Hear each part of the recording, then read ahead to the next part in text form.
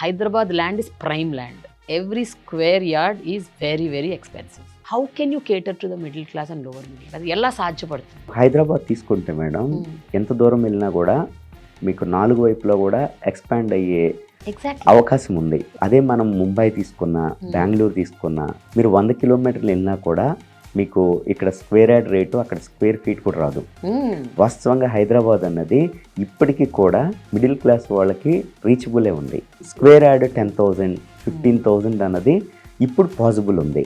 రేపు 10 years అయినాక middle class వాళ్ళకి, అబోవ్ మిడిల్ క్లాస్ వాళ్ళకి ల్యాండ్ అన్నది మర్చిపోవాలి మేడం. మనం అంతేనా? డెఫినెట్గా అప్పుడు అపార్ట్మెంట్లో ఫ్లాట్ గురించి ఆలోచన చేయగలం తప్పితే ఓపెన్ ప్లాట్ అన్నది నెక్స్ట్ 10 years తర్వాత హైదరాబాద్లో మనం మర్చిపోతాం. ఎందుకంటే నార్త్ ఇండియన్ అవ్వచ్చు, సౌత్ ఇండియన్ అవ్వచ్చు, లేదా తెలుగు పర్సన్ అవ్వచ్చు, డెస్టినేషన్ ఎక్కడ అనుకుంటా ఉన్నారంటే హైదరాబాద్ అనుకుంటా ఉన్నారు.